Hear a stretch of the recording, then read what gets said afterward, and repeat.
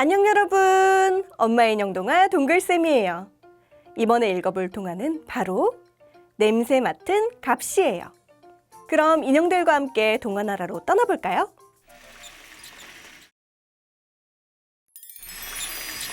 옛날 어느 마을에 엄청나게 지독한 구두쇠 영감이 살았어요.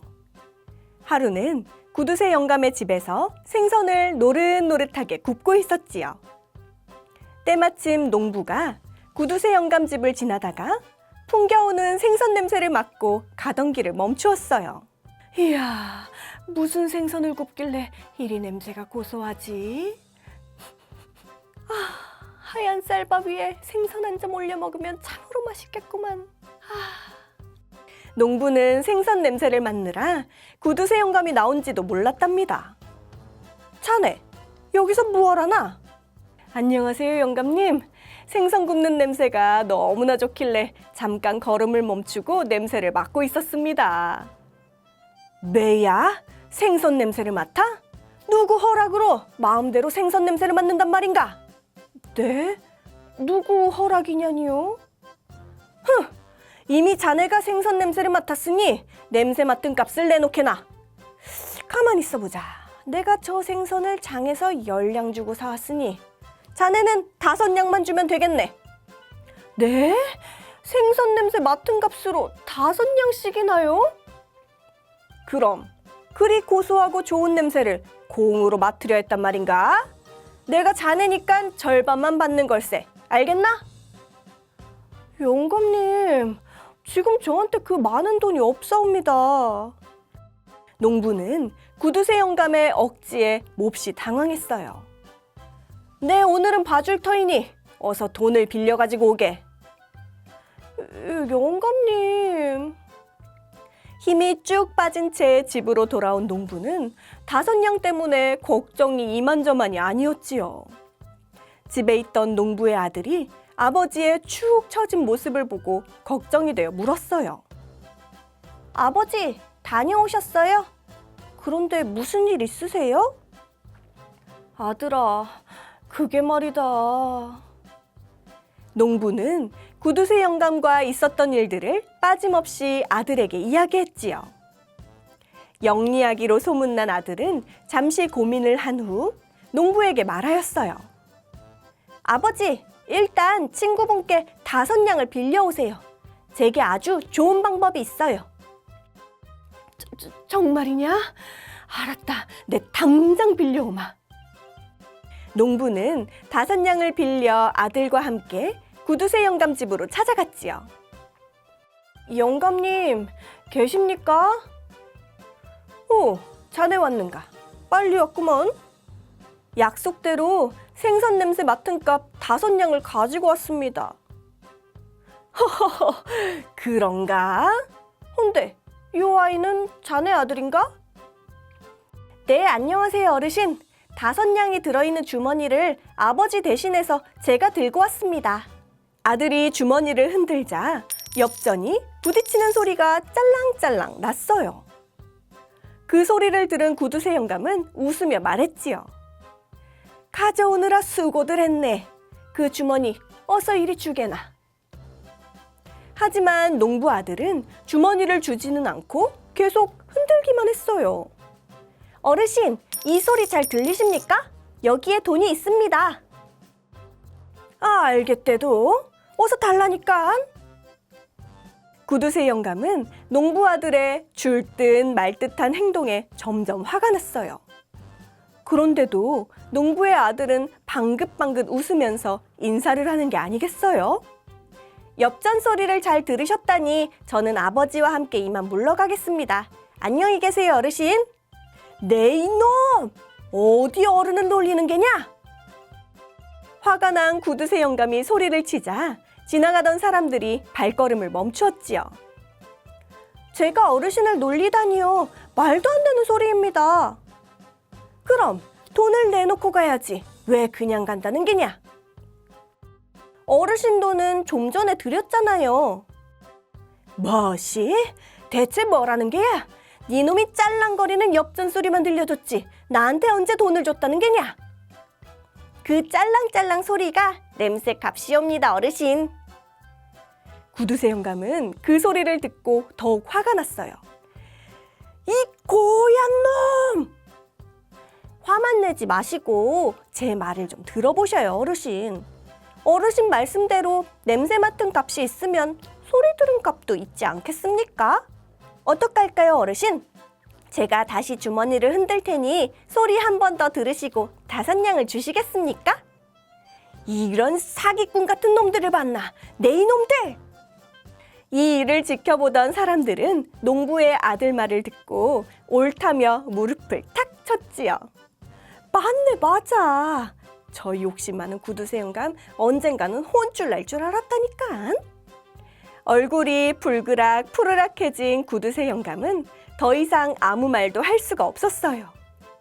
농부의 아들은 행복하게 집으로 돌아갈 수 있었답니다. 안녕 여러분! 엄마의 인형동화 동글쌤이에요. 이번에 읽어볼 동화는 바로 떡시루 잡기예요. 그럼 인형들과 함께 동화나라로 떠나볼까요?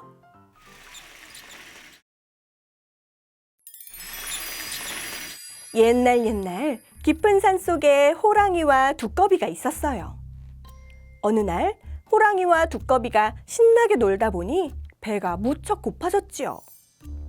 호랑이는 말랑말랑하고 쫄깃쫄깃한 맛있는 떡이 먹고 싶어졌어요.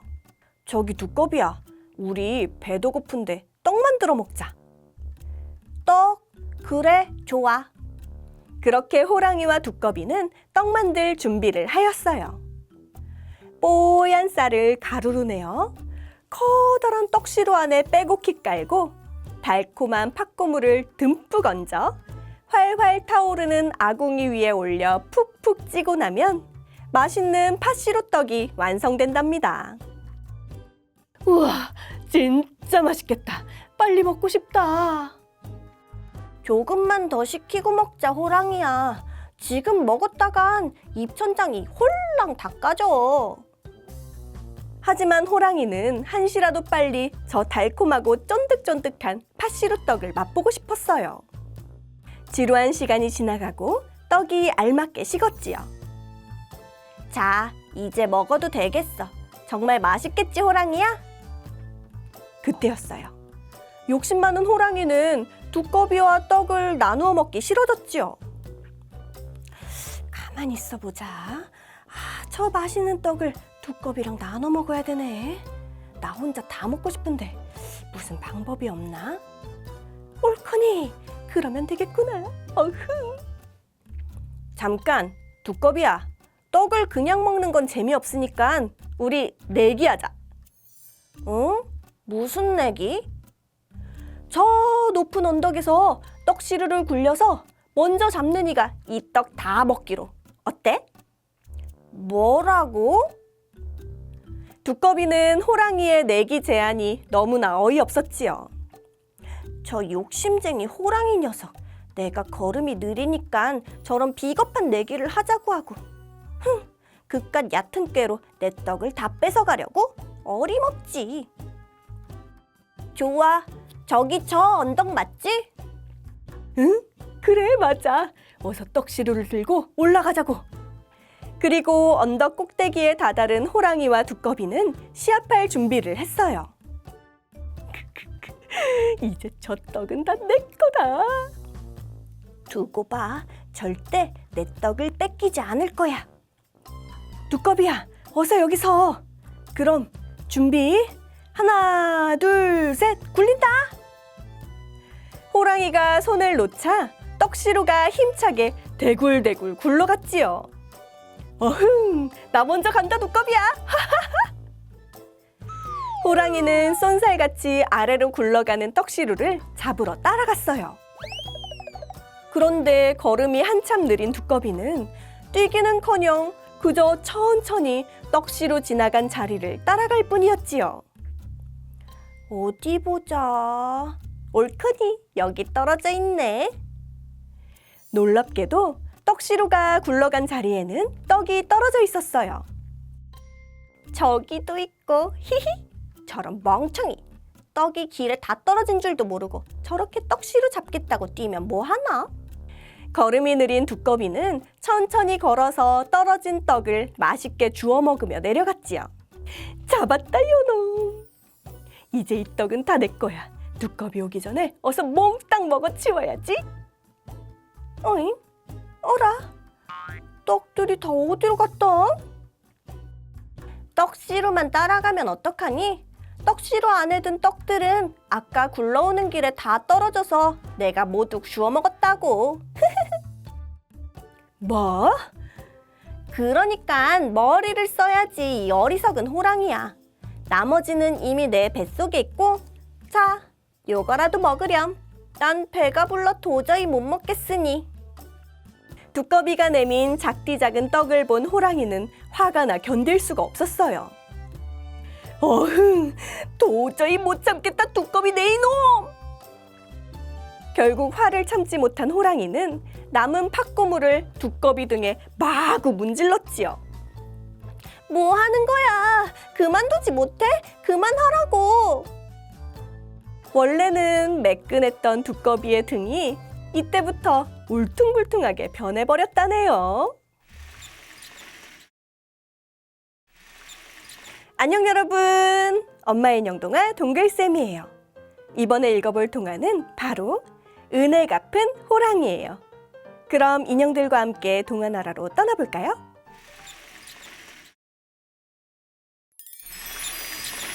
옛날 어느 산골에 마음씨 착한 나무꾼이 살고 있었어요. 하루는 나무꾼이 깊은 산속으로 들어가 열심히 땔감을 만들고 있는데 갑자기 나무 뒤에서 이상한 소리가 들려오지 뭐예요? 소리가 나는 곳으로 가본 나무꾼은 깜짝 놀라고 말았어요. 호랑이잖아. 사람 살려. 너무 놀란 나무꾼은 다리에 힘이 풀려 제대로 도망갈 수가 없었지요. 그런데 호랑이가 도망가는 나무꾼을 덮치지는 않고 계속해서 캑캑거리며 기침을 하고 있는 것이 아니겠어요? 이상하다. 지금쯤이면 난 벌써 호랑이 밥이 되어 있을 텐데. 그제서야 나무꾼은 도망가는 것을 멈추고 뒤를 돌아 호랑이를 쳐다보았어요.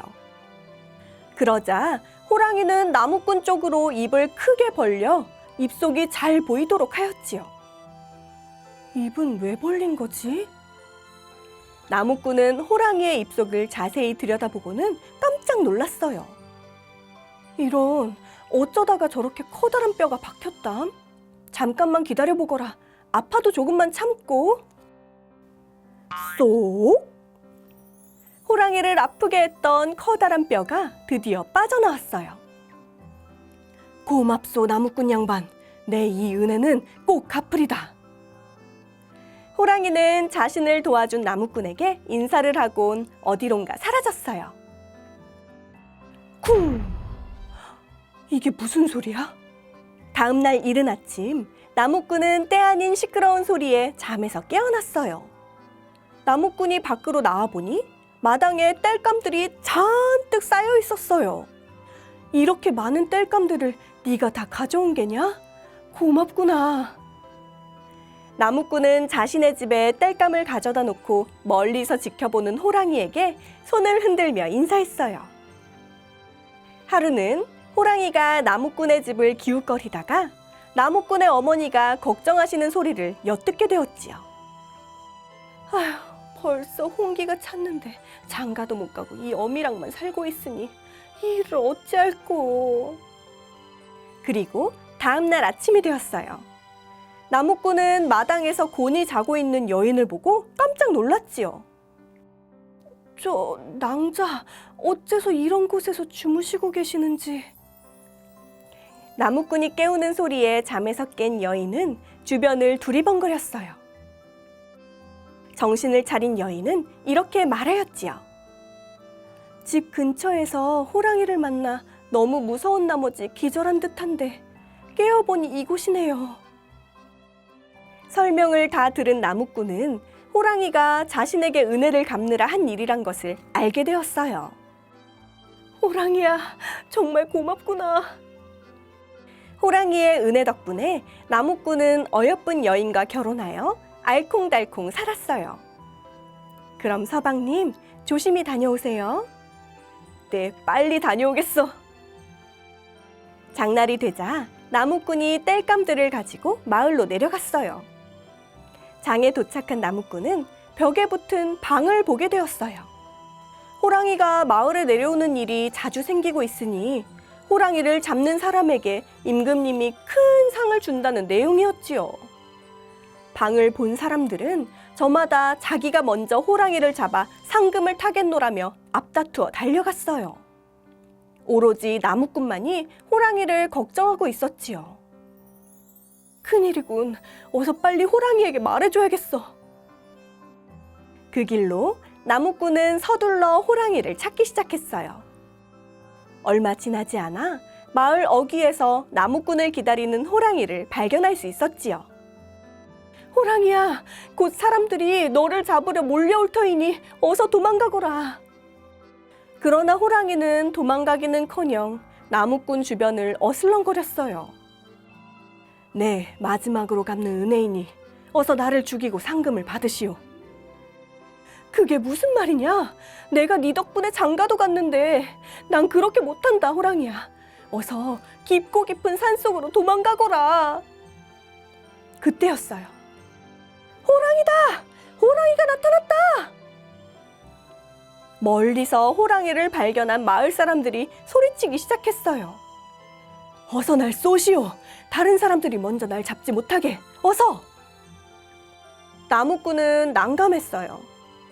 그래, 살짝 비껴가게 쏘고 호랑이가 멀리 달아나면 더 이상 사람들이 쫓아오지 않을 거야. 나무꾼은 일부러 호랑이 꼬리 쪽으로 화살을 쏘았어요. 그러나 미리 알아챈 호랑이는 방향을 틀어 나무꾼이 쏜 화살에 맞고 쓰러졌지요. 어째서 피하지 않고. 호랑이야, 미안하다. 그 일로 나무꾼은 임금님께 큰 상을 받았지만 전혀 기쁘지 않았어요. 그리고 자신에게 은혜를 갚은 호랑이를 양지 바른 곳에 고이 묻어주고 명복을 빌어주었답니다.